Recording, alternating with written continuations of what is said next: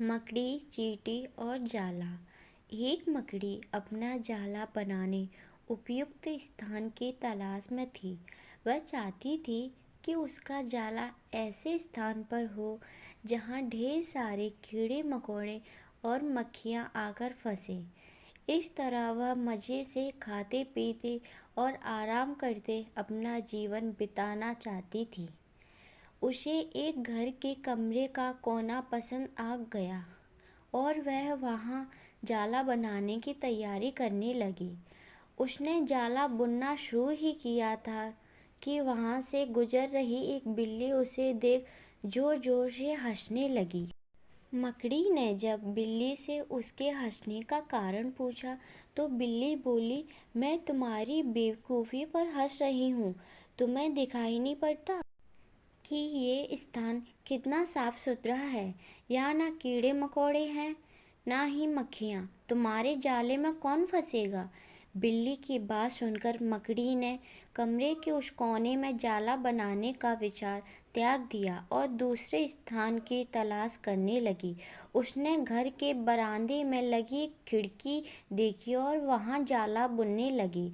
उसने आधा जाला बुनकर तैयार कर लिया था, तभी एक चिड़िया वहाँ आई और उसका मजाक उड़ाने लगी। अरे, तुम्हारा दिमाग खराब हो गया है क्या, जो इस खिड़की पर जाला बुन रही हो?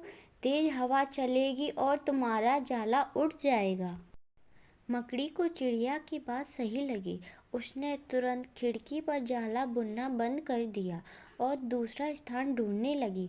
ढूंढते ढूंढते उसकी नज़र एक पुरानी अलमारी पर पड़ी। उस अलमारी का दरवाज़ा थोड़ा खुला हुआ था। वह वहाँ जाकर जाला बुनने लगी।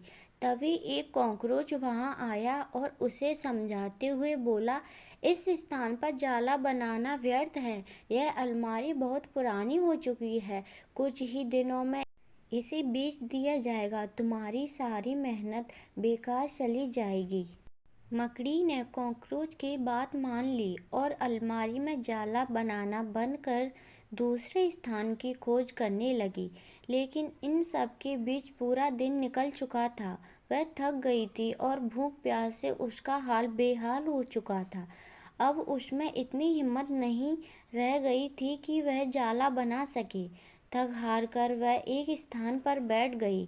वहीं एक चींटी भी बैठी हुई थी। थकी हारी मकड़ी को देख चींटी बोली, मैं तुम्हें सुबह से देख रही हूँ। तुम जाला बनाना शुरू करती हो और दूसरों की बातों में आकर उसे अधूरा छोड़ देती हो। जो दूसरों की बातों में आता है उसका तुम्हारे जैसा ही हाल होता है। चींटी की बात सुनकर मकड़ी को अपनी गलती का एहसास हुआ और वह पछताने लगी। सीख: अक्सर ऐसा होता है कि हम नया काम शुरू करते हैं और नकारात्मक मानसिकता के लोग आकर हमें हतोत्साहित करने लगते हैं। वे भविष्य की परेशानियां और समस्याएं गिनाकर हमारा हौसला तोड़ने की कोशिश करते हैं। कई बार हम उनकी बातों में आकर अपना काम उस स्थिति में छोड़ देते हैं जब वह पूरा होने की कगार पर होता है और बाद में समय निकल जाने पर हम पछताते रह जाते हैं। आवश्यकता है कि जब भी हम कोई नया काम शुरू करें तो पूर्ण सोच विचार कर करें और उसके बाद आत्मविश्वास और दृढ़ निश्चय के साथ उस काम में जुट जाएं। आप अवश्य सफल होंगे अगर लोगों की बातों में ना आए तो। दोस्तों, अगर आपको मेरी वीडियो अच्छी लगी हो तो वीडियो को लाइक, चैनल को सब्सक्राइब जरूर करें। धन्यवाद।